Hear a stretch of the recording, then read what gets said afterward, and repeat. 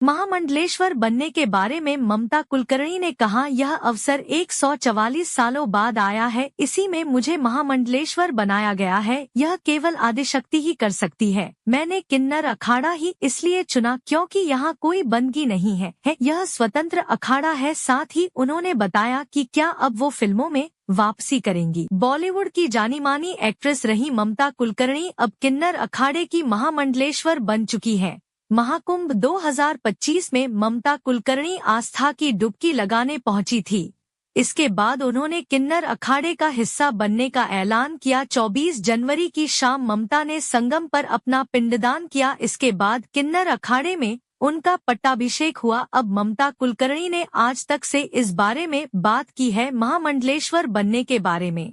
ममता कुलकर्णी ने कहा, यह अवसर 144 सालों बाद आया है। इसी में मुझे महामंडलेश्वर बनाया गया है। यह केवल आदिशक्ति ही कर सकती है। मैंने किन्नर अखाड़ा ही इसलिए चुना क्योंकि यहाँ कोई बंदगी नहीं है। यह स्वतंत्र अखाड़ा है। तमाम अभिनेताओं के साथ काम करने के बाद महामंडलेश्वर बनने पर ममता बोली, जीवन में सब चाहिए, आपको एंटरटेनमेंट भी चाहिए, हर चीज की जरूरत होनी चाहिए। ध्यान ऐसी चीज है, उसको भाग्य से ही प्राप्त हो सकता है। सिद्धार्थ गौतम बुद्ध ने बहुत कुछ देखा था, फिर उनमें परिवर्तन आया। किन्नर अखाड़े का हिस्सा बनने के बाद ममता कुलकर्णी का नाम भी बदल दिया गया है। अब उनका नाम श्री यामिनी ममता नंदगिरी हो गया है। महामंडलेश्वर बनने की प्रक्रिया के बारे में भी ममता कुलकर्णी ने बात की। उन्होंने बताया, 4 जगतगुरु ने मेरी परीक्षा ली, मुझसे कठिन प्रश्न किए, मेरे उत्तरों से वह समझ गए कि मैंने कितनी तपस्या की है। मुझसे 2 दिनों से आग्रह कर रहे थे कि महामंडलेश्वर बनो, तो मैंने कहा मुझे लिबास की क्या आवश्यकता है, इस कपड़े को सम्मेलन करूंगी तब इसे धारण कर सकती हूँ। क्या पुलिस वाला घर पर भी वर्दी पहनता है? ममता से ये भी पूछा गया कि क्या वह दोबारा फिल्मों में काम करेंगी। इस पर उन्होंने कहा, यह तो कल्पना नहीं कर सकते, अब यह मेरे लिए पॉसिबल नहीं है। उन्होंने आगे कहा, किन्नर अखाड़े में लोग स्वयं परमेश्वर हैं, सदा शिव आदिशक्ति का स्वरूप है।